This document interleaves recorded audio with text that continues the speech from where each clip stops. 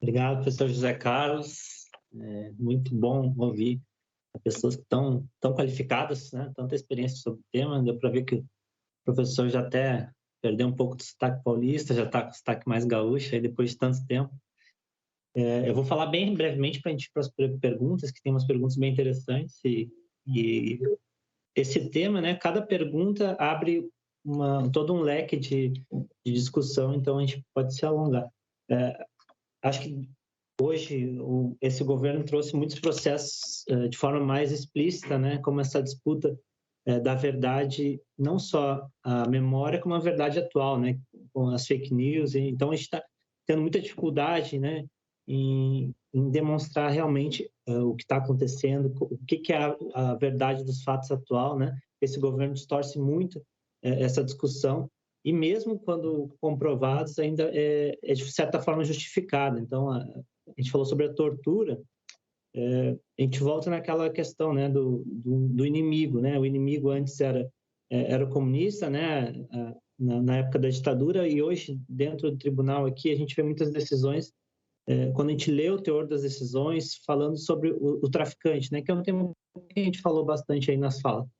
E é incrível como o traficante é colocado, né, nessas decisões como inimigo, mesmo que seja só uma pessoa que está ali só sendo olheiro, né, um primário, ele é colocado como inimigo, destruidor da sociedade, em paralelo ao que acontecia na época da ditadura, aí, podendo fazer esse paralelo.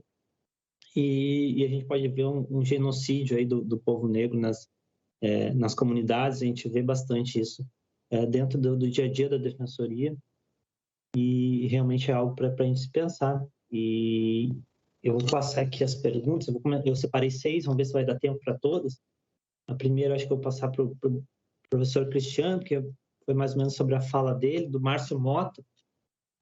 Ele falou, também o professor Zé Carlos falou sobre a derrota, né, dos militares no processo constituinte. Daí ele pergunta, será que podemos realmente falar em derrota quando houve tanta interferência militar no processo constituinte? Por exemplo, afastamento de Ulisses na linha sucessória de Tancredo.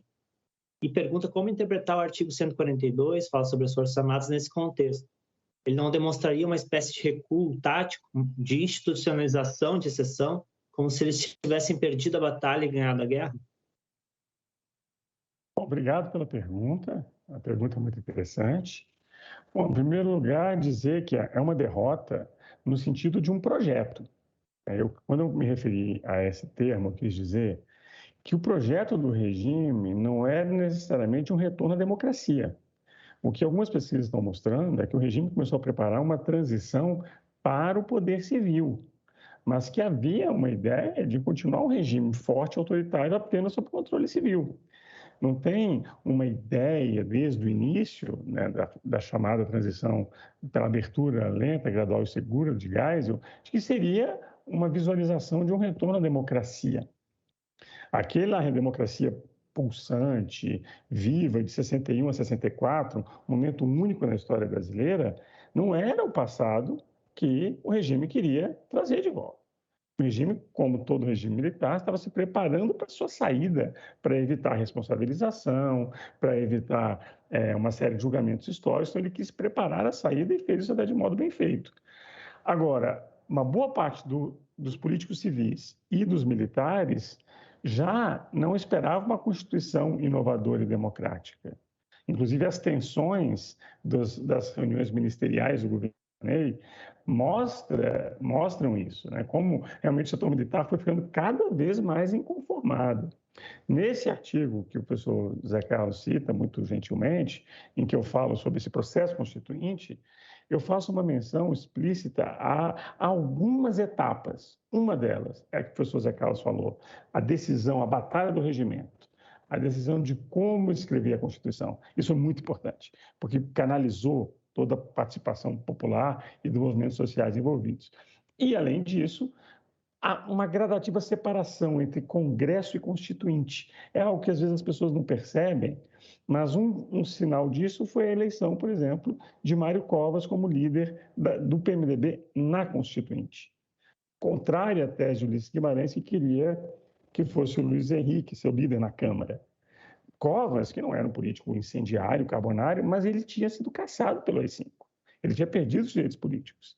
E ele, no seu discurso na bancada, ele exalta até, de modo um pouco irônico, a bravura de Ulisses Guimarães enfrentando os cachorros de Antônio Carlos Magalhães em Salvador, exalta homens como Guerreiro Ramos, ele fala do desaparecimento de Rubens Paiva. Ali ele começa a dar um tom um pouco diferente ao que era aquele momento. E dali para frente as tensões aumentaram. Agora, evidentemente, nós sabemos, os militares chegam com algum poder de fogo na Constituinte, eles chegam a algum poder de influência. E nós vimos, como disse aqui o Zé Carlos, evidente que no capítulo das forças policiais, por exemplo, há uma grande continuidade. Então, há questões de permanência. Agora, o artigo 142, eu não veria como um desses momentos de possível permanência, porque eu interpreto ele de uma forma muito diferente do que esses setores defendem. Eu até remeto, existe um excelente parecer feito pela Secretaria-Geral da Mesa da Câmara, da gestão anterior, e o secretário-geral, Leonardo Augusto Barbosa, tem um ótimo livro sobre a Constituinte, foi aluno nosso no mestrado e no doutorado do UNB, ele redige o parecer com outros assessores, e qual é a conclusão do parecer? Não existe intervenção constitucional militar. Na ótica de todo o sistema constitucional, o poder militar está submetido ao poder civil. Então, não existe uma hipótese de uma eventual intervenção militar. Essa hipótese não existe. Esse artigo está sendo mal interpretado e a sua interpretação tem que se dar ao longo de toda a estrutura da Constituição, que é, repito, de submissão do poder militar ao poder civil. O que nós estamos vendo desde 2016, com a retomada de espaços do Exército, inclusive no Ministério da Defesa, é uma prática inconstitucional, uma prática desconstituinte. É uma prática que desvazia o sentido do texto constitucional. Daria para falar mais, mas eu queria deixar para as próximas perguntas, até para os outros colegas responderem. Então, alguém mais quer acrescentar sobre esse ponto? Eu só queria fazer uma complementação que eu fiz, até está publicado lá numa revista Direito e Praxis, sobre a discussão durante a Constituinte sobre o papel das Forças Armadas. E se a gente for ver os debates, né, das subcomissões, ainda aparece a ideia ali, claro, né, é uma arena, né, então uma disputa sobre qual o local, qual a posicionalidade das Forças Armadas naquele projeto, ali, naquela Constituição. E aí é interessante que dá para perceber a ideia de poder moderador, né? Então a ideia, bom, quando as coisas quando a política, né, a sociedade não tiver como determinado setor gostaria, e as Forças Armadas serão chamadas para organizar a ordem interna. A gente encontra também uma certa permanência, assim, né, alguns resquícios daquela terminologia de que as Forças Armadas deveriam coibir a desordem interna, né, tendo em vista a ideia de que existiria ainda um inimigo interno, algo totalmente ali, muito próprio, né, do regime anterior. Então é interessante a gente perceber que houve, né, naquele momento ali específico, esse debate, né, uma tentativa muito clara de, quem sabe, manter ali um espaço privilegiado para as Forças Armadas dentro dessa ideia de exercer um controle, né, numa sociedade democrática, que obviamente não faria nenhum sentido, né?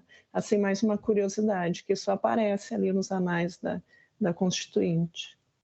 Só para completar também, né? Lembrar que a subseção que debateu na Constituinte a questão da segurança, o papel das Forças Armadas, estava cheio de militares de alta patente ali nas discussões, e quem comandava era o Jarbas Passarinho, né? A discussão e o debate. Inclusive, tem um artigo interessante sobre isso no livro organizado pelo Edson Telles e pelo Vladimir Zafatli, que é um artigo do Jorge Zaverucha. É o livro que se chama O que Resta da Ditadura, né? Ele fala um pouco, conta ali que quando se colocou a possibilidade de não colocar isso na Constituição, artigo 142, que daí houve uma resistência muito forte por parte dos setores militares. Porque concordo com o que o Cristiano disse, também não vejo como uma interpretação que autorize Forças Armadas a governar o país e fazer o que quiserem em seu próprio nome autônoma, né? Mas não deixa de ser um reconhecimento de um papel importante que pode ser aproveitado, né, e distorcido no seu sentido original, como, aliás, está sendo distorcida toda a Constituição em vários campos, né? Como foi distorcida a lei das organizações criminosas da delação premiada, enfim. Eu acho que isso está dentro dessa lógica de uma espécie de obter objetivos políticos estratégicos fazendo uso do direito, né? Que alguns têm chamado de lawfare. Aproveitando, professor José Carlos, a próxima, deixa eu começar com... a Glaucia pergunta sobre o julgamento da DPF 153, nesse panorama aí de retrocessos. Se o senhor verificou alguma evolução aí na jurisprudência, na internalização, né, dessa jurisprudência internacional desde esse julgamento, e se ainda há espaço para discussão da lei de anistia, mesmo após esse julgamento, nos tempos atuais. Sim, há espaço sim. Bem, primeiro é saber que essa decisão não transitou em julgado, né? A DPF 153 está pendente de embargos declaratórios que foram propostos depois que o Brasil foi condenado no caso Gomes Lund. Aliás, essa condenação na Corte Interamericana de Direitos Humanos foi algo muito importante, porque a partir dela, inclusive, o Ministério Público Federal mudou o seu posicionamento, dando centralidade ao posicionamento que já vinha sendo defendido há um bom tempo pelo GT de Justiça de Transição no Ministério Público Federal, que tem figuras ímpares também na construção da Justiça de Transição no Brasil, como é o Marlon Weicher, como é a Eugênia Gonzaga, que era presidente, inclusive, da Comissão Especial de Mortos e Desaparecidos Políticos. O que era uma posição minoritária passou a ser a posição central da instituição. E isso foi responsável pelo início de várias ações do Poder Judiciário brasileiro, dezenas, que estão, inclusive, servindo para mostrar um pouco mais ainda essa face complexa, né, que nós aqui descrevemos, do nosso Poder Judiciário. Então, os embargos de declaração pedem que o Supremo se manifeste diante dessa decisão, né? Como fica, então, o acórdão da DPF 153 diante da condenação do Brasil na Corte Interamericana?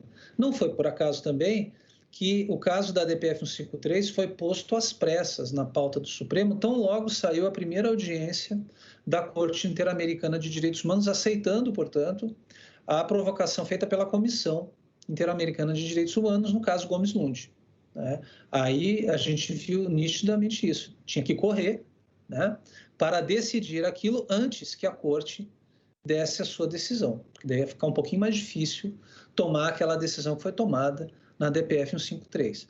Como se não bastasse, veio uma outra DPF ainda, que foi proposta pelo PSOL, cujo nome agora me foge à memória, infelizmente, mas é fácil. A DPF 320. Isso, a DPF 320, que pede a mesma coisa. O que aconteceu com essas duas ações? Nada, né? Elas estão ali com o ministro que sucedeu o Eros Grau, que era o relator da DPF 153, que é o atual presidente da Corte, o ministro Luiz Fux, né, que simplesmente nada fez até o presente em relação a essas ações. Mas, por outro lado, houve um caso de extradição que foi julgado, teve como relator o ministro Luiz Edson Fachin, né, e agora eu não estou me lembrando exatamente do caso, do número, do nome, mas se tratava de um agente da ditadura argentina que tinha assassinado pessoas, matado, mas ele não estava sendo acusado de desaparecimento forçado, né? Então, aquela tese dos crimes permanentes, de que não começa a correr prazo prescricional, porque o crime continua a se renovar, seja ele ocultação de cadáver, seja ele sequestro, como foi feita a analogia no Supremo Tribunal Federal, no caso Piacentini, por exemplo, Manuel Cordeiro Piacentini. Então, nesse caso, não se discutiu a anistia, se discutiu a prescrição, né? E a tese que acabou ficando vencedora foi por uma diferença pequena de votos, puxado pelo Teori Zavascki, que sempre que teve a oportunidade reafirmou os mesmos termos da DPF 153, mas a decisão do Fachin não. E ele foi acompanhado Se eu não me engano, foi a Rosa Weber, foi o Lewandowski. Quem mais? Agora eu não lembro, mas mais ministros acompanharam ele na decisão que contempla as teses do direito internacional, que contempla a ideia de crimes contra a humanidade, que não prescrevem. A mesma ideia que está contemplada na decisão que foi tomada em 2019 pela juíza do TRF2, Simone Schreiber, a mesma fundamentação que nós vamos encontrar também no caso Edgar Aquino Duarte, que nós encontramos na primeira instância nos casos Rio Centro e nos casos Rubens Paiva, né? Os juízes de primeira instância, juízes federais também trouxeram fundamento do direito internacional, que pode ser construído de várias maneiras diferentes, tá? Não dá tempo aqui de expor essas várias maneiras. Só complementar, Zé Carlos, extradição 1362. Isso, a extradição 1362. Então, deem uma olhada lá. O voto do Fachin nessa causa é perfeito. Né? Foi 6-5, por um voto. Por um voto. Então, vejam que curioso, né? Nesse período claramente mais, visivelmente, pelo menos autoritário que nós vivemos, o Supremo Tribunal Federal toma uma decisão relacionada a essa matéria muito mais interessante e convergente com os tratados de direitos humanos, com a justiça de transição, com a Constituição de 88, porque é importante lembrar também que a Constituição de 88 não só tem lá o artigo 8º, ela considera a tortura como crime insuscetível de graça ou anistia. Ela coloca nos seus princípios iniciais a vinculação aos tratados de direitos humanos. Né? Então, a Constituição, em nenhum momento dela, você vai encontrar dentro do seu texto qualquer ideia de apoiar aquela visão de anistia branca, no sentido de nem saber direito o que está anistiando, mas anistia, impede, né? E a gente se depara, infelizmente, com decisões como a que teve no STJ, no caso Rio Centro, né? Que chegou lá, e esse caso Rio Centro, inclusive, é um caso único, porque teve uma nova investigação sobre ele, fatos novos que não se conheciam do caso Rio Centro, de uma investigação conduzida pelo Ministério Público Federal, que conseguiu chegar na conclusão que chegou graças a um documento que foi encontrado na casa de um general que comandava a Operação Rio Centro no Rio de Janeiro, que vivia em Porto Alegre, até perto da minha casa, inclusive. Eu moro em Porto Alegre. E ele foi assassinado lá. Dizem que por conta da coleção de armas dele, mas encontraram na casa dele uma caderneta de anotações onde estão todos os codinomes dos agentes da ditadura envolvidos na Operação Rio Centro, né? E aonde está, inclusive, um documento que comprovava que o Rubens Paiva estava preso numa instalação militar antes de desaparecer, que era algo negado e que não se tinha nenhum documento até então, e que a Comissão Nacional da Verdade menciona, né? Então,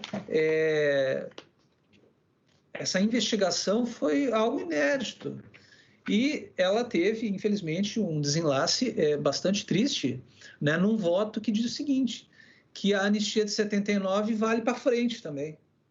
Quer dizer, a anistia cósmica, né, que a anistia brasileira. Ela anistiou para trás, anistiou no Brasil, anistiou para o futuro e anistiou até para os outros países. Porque teve votos, por exemplo, me lembro do Marco Aurélio Mello, sempre tinha uma posição muito clara em relação a isso. Ele dizia que não se podia invocar a anistia quer dizer, não se podia afastar a anistia no caso de um crime praticado na Argentina, mesmo que lá não tivesse, porque aqui no Brasil já tinha, né? Então não dava para conceder a extradição, porque no Brasil já tinha anistia, então isso deve se estender a uma pessoa que praticou um crime lá no outro país, né? Então essa é a situação complicada, né?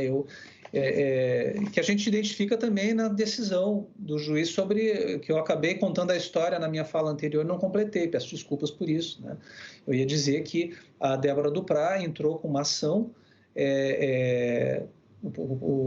quer dizer, comandou a entrada de uma ação no Poder Judiciário questionando a nomeação de pessoas que fazem apologia da ditadura para serem membros da Comissão de Anistia. E um juiz de Brasília, até anotei o nome dele, Rolando Valcir Espanholo, no dia 14 de outubro de 2020, ele disse o seguinte, isso é preconceito com os militares, né? Os militares de hoje são diferentes dos militares de ontem. Não há nenhum lugar escrito a vedação a que militares possam ser escolhidos pelo ministro de Estado para compor a Comissão de Anistia.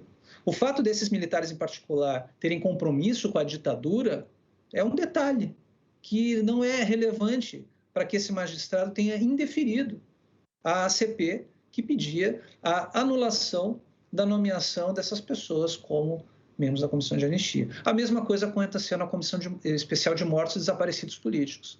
4 membros, incluindo a presidenta Eugênia Gonzaga, foram afastados e, no seu lugar, o atual presidente da Comissão de Anistia, eu tive que ver isso num programa de debate, junto com o filho do Vladimir Herzog, teve a tranquilidade de dizer o seguinte, que o AI-5 foi uma coisa ótima, né? Que o AI-5 foi um ato importante porque o perigo do Brasil naquele momento cair numa ditadura de esquerda cubana era muito grande, então nós temos que valorizar o ato institucional. O presidente da Comissão Especial de Mortos e Desaparecidos Políticos. E o Ivo Herzog não conseguia nem responder aquilo, porque é algo surreal, né? Mas é isso, esse surreal está virando real, né?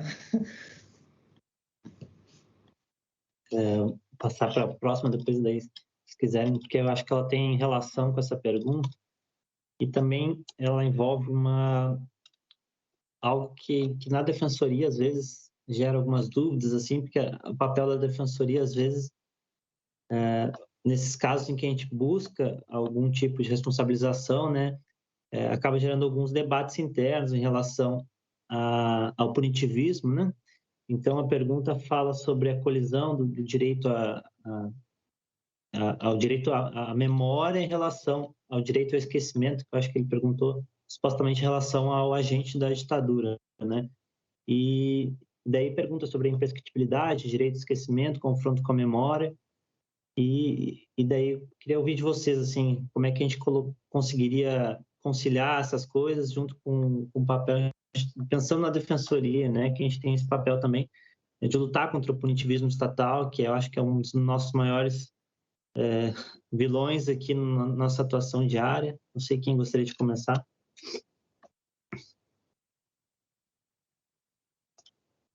Posso falar para começar, depois a gente vê o resto do pessoal.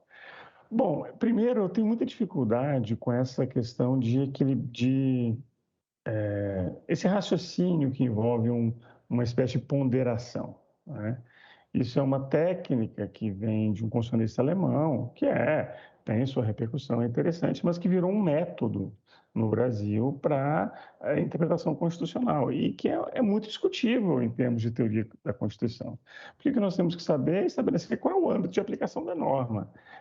Obviamente, a Constituição é cheia de elementos antagônicos. Eu tenho o direito à publicidade, o garantido à privacidade, eu tenho direito ao acesso à justiça por um tempo razoável, eu tenho direito à contraditória para defesa com todos os meios dele inerentes, mas isso não quer dizer que eu tenho que colocar numa balança e ponderar qual aspecto da norma vai prevalecer. Não, é estabelecer o âmbito de aplicação. No que diz respeito à questão da memória e do esquecimento, existe um mandamento constitucional que oferece o direito à reparação. E um mandamento constitucional que estabelece que o Brasil cometeu atos de exceção. Então, a questão relacionada à lembrança e esquecimento é uma questão que envolve uma opção constitucional. Evidentemente, existem critérios temporais no direito à prescrição, à decadência, mas existe toda uma construção do direito internacional de direitos humanos no sentido de que crimes contra a humanidade são imprescritíveis. E os crimes cometidos pela ditadura militar, alguns deles, são crimes contra a humanidade.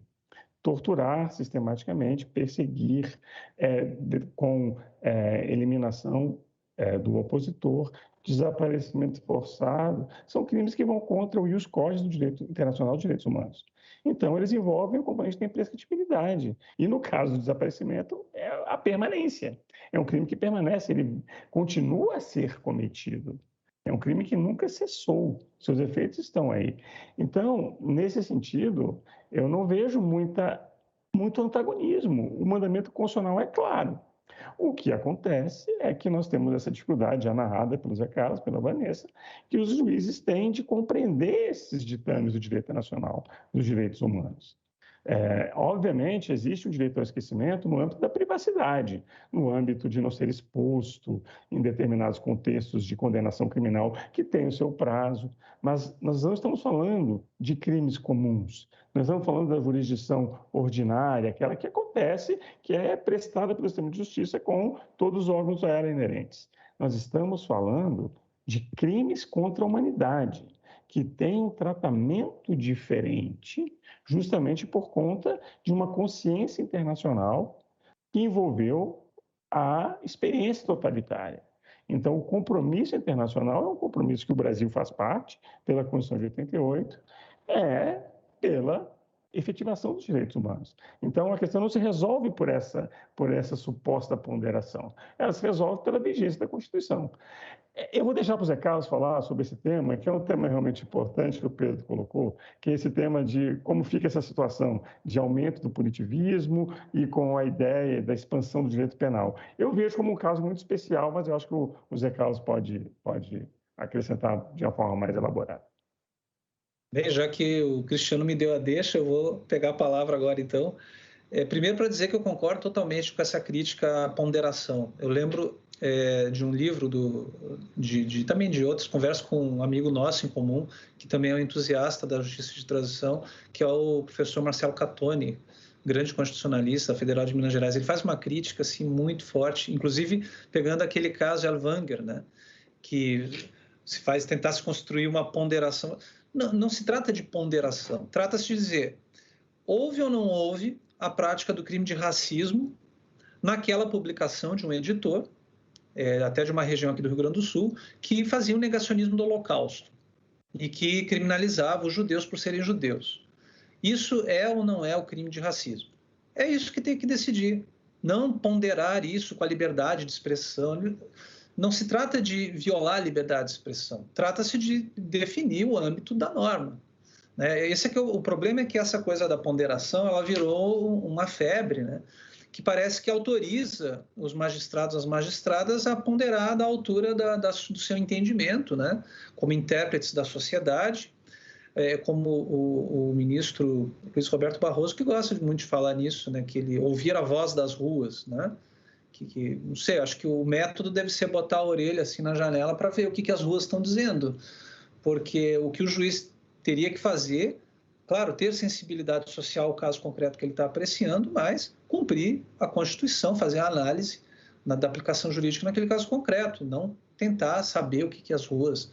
É interessante que, nesse caso, as ruas, elas são algumas ruas, talvez ladrilhadas com pedras de brilhante, com ouro, né? Não aquelas ruas sujas, com poeira, que tem nas periferias. Essas ruas a gente já não vê tanto aparecer, né, nesse tipo de referência desses magistrados, nobres magistrados.